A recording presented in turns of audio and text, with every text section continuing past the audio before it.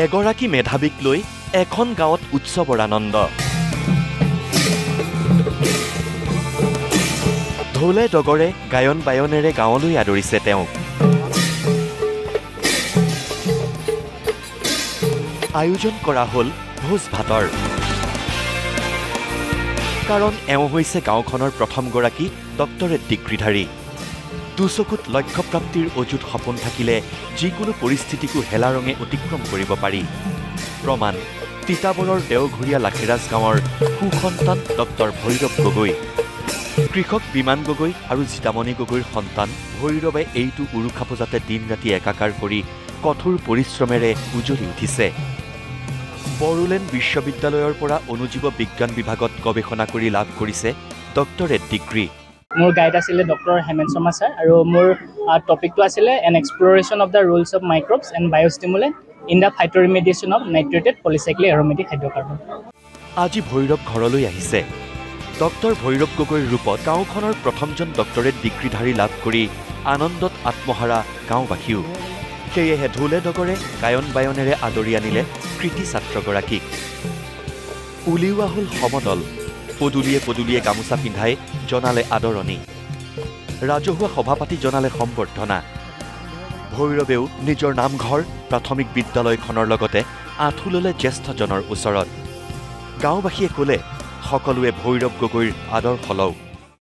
বৃহত্তৰ দেওঘৰীয়াবাসীৰ ৰাইজ গাঁওখন কিন্তু বিশেষভাৱে খেতি পথাৰৰ লগতে জড়িত আছিলে। শিক্ষা বিভাগত আজি 50 বছৰ আগতো BA BSc কৰা মানুহ আছিলে, কিন্তু উচ্চ শিক্ষিত প্ৰধান লাভ কৰা নাছিলে। কিন্তু প্ৰথমজন ব্যক্তি ভৈৰৱ গগৈ হৈছে, তাৰ কাৰণে ভৈৰৱ গগৈ।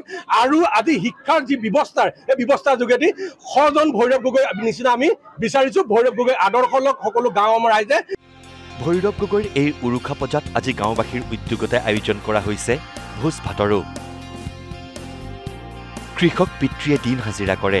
মাতৃয়ে পিঠা পনা তৈয়াৰ কৰি বিক্ৰী কৰাৰ লগতে আনৰ ঘৰত তাঁত বয়। সেই উপাৰ্জনেৰেই পিতৃ মাতৃয়ে মানুহ কৰিলে সন্তান্তিক। সেয়েহে পিতৃ মাতৃও আজি সুখী। দিনত খেতি কৰোঁ আৰু খেতি কৰিলে মানে মই বিহু আহিলে পিঠা বিকি তেনেকৈ মই ল'ৰাক পঢ়াইছিলোঁ। মই বাহিৰে বাহিৰে কাম কৰি কৰি তাঁত বৈ কাপোৰ বিকি মই সেইদৰে ল'ৰাক পঢ়াইছিলোঁ। দেউতাকৰ খেতি আৰু খেতিয়ে কোনোমতে হয় আৰু হাজিৰা কৰিবলৈ যায়। শুন এতিয়া কিতাপৰ ওচৰতে বহি থাকে। মোৰ সেইকণেই সুখ মানে। সমাজৰ লগত থাকি যুৱ প্ৰজন্মক আগুৱাই নিয়াৰ লক্ষ্য ডক্টৰ ভৈৰৱ গগৈৰ।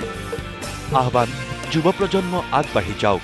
ইমানখিনি যোগ্য হ'ব পৰা নাই আৰু ইমানখিনি পাত্ৰও নহয়, তথাপিও তেওঁলোকে যি আদৰণি জনাইছে মই সাদৰলৈ গ্ৰহণ কৰিছোঁ।